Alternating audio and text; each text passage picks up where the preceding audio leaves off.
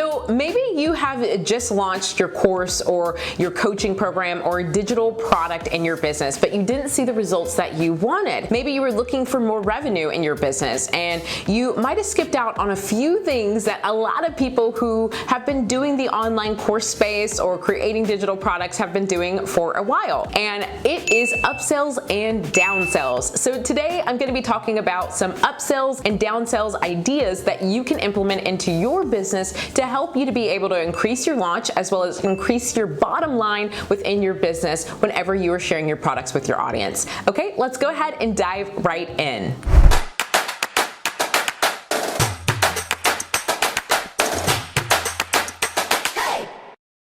Hey there, Corporate Misfits. Brittany Darrington here, founder of the Corporate Misfit Club, where we help female coaches, course creators, and digital product business owners to build a freedom-bound business sharing their expertise. Now, before we dive into today's topic, where I'm going to be talking about some upsells and downsells ideas, I want you to hit the subscribe button and give this video a thumbs up if you enjoy what we're going to be talking about today. Now, I also have some other resources for you where you can access our resource library and check out some amazing tools that can help you as a digital product business owner, and you can find that in the link below. Okay, let's talk all about how you can implement upsells and downsells in your business and give you some ideas on what you can do. I was recently chatting with a friend of mine who launched her online course, and she didn't necessarily see the results that she wanted in terms of revenue. So she did reach her goal in how many clients actually joined her program, but she was thinking in her head, wait, how do I get to these numbers? How do I get to my push goal? And one of the things I asked her was, did you have any upsells or downsells in your business when you launched? And the first thing she said was, I thought about it, but I didn't necessarily implement it. I was just trying to get my program out there. I was trying to get people to go ahead and join, and I just totally forgot about it. So when I asked her, what would you have added to your upsell or downsell? She was like, you know what? I don't even know what I would have added. What would have made sense? And so I want to talk about some ideas, because you could be leaving money on the table when it comes to upsells and downsells after someone purchases your program or your digital product. So first things first, if you are not familiar with what an upsell is, well, it is something that happens at checkout. So an upsell for digital product business owners, if you're utilizing things like Kajabi or Teachable or things along those lines, what happens as someone checks out, there is an opportunity for them to do something called a one-time offer or an order bump. This one-time offer or order bump is something that you can add on a value that is going to complement what you are already selling,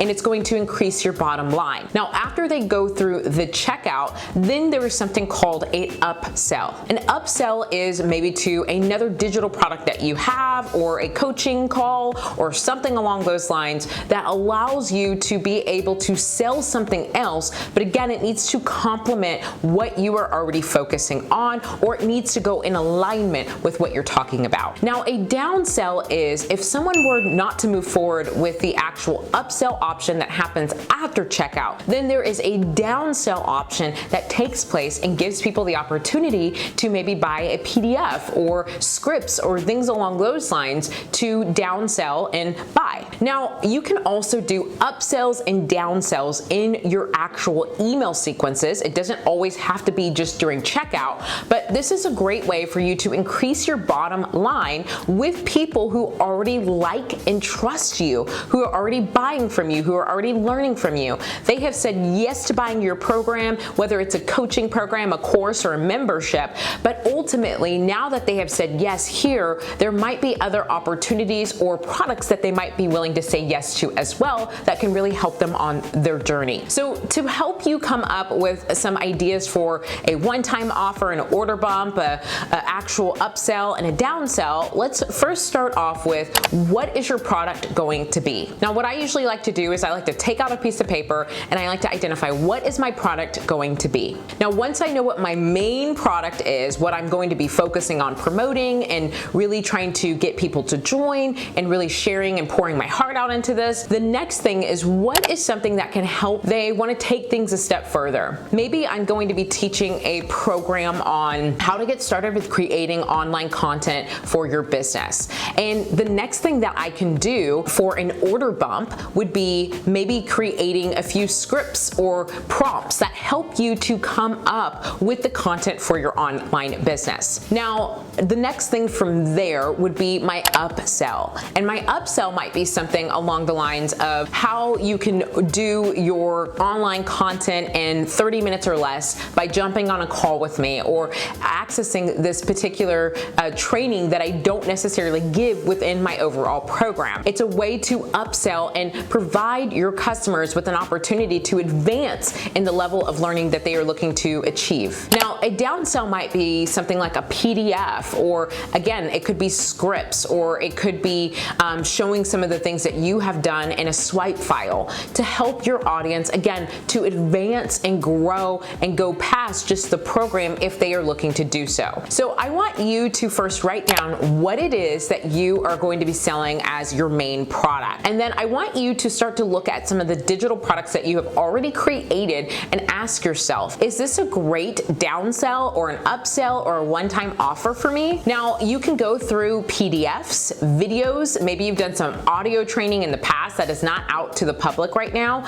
Maybe you have done some scripts, or maybe you have created some playbooks and things along those lines that you can share as upsells, downsells, and one-time offers. But I want you to really go through and make sure that whatever it is that you're looking to provide throughout this journey and funnel is to make sure that it's in alignment with your main product. Now, if for any reason you find that it's not in alignment with your main product, then you might want to create something that goes in alignment with it. So maybe you create a quick video, or maybe you create a coaching opportunity, or maybe you do something called an audit on someone's business, depending on what your overall main program is going to be. So I want you to really think through, how can I add more value to my customer's journey, as well as increase my bottom line if they decide to move forward with it. Now, with a one-time offer, this is usually priced at something that is more of a low tier product. I like to price my one-tier offers usually from $7 to anywhere from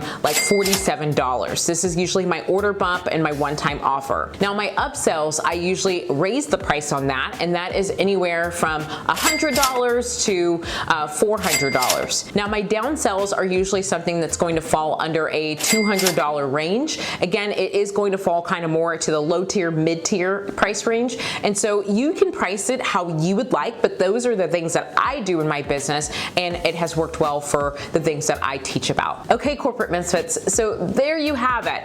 There is your opportunity to add a one-time offer or an order bump, a upsell, a downsell to your business. Now that you know that there's opportunities to increase your revenue, I want to ask you, what are you going to add to your business or your current funnel right now, and how are you going to increase your bottom line with the clients that you already have or the clients that are joining your program? Okay, corporate misfits, if you enjoyed today's video, go ahead and give it a thumbs up and hit that subscribe button, and don't forget to check out that resource library that I have for you that will help you on your digital product journey. Okay, corporate misfits, until next time.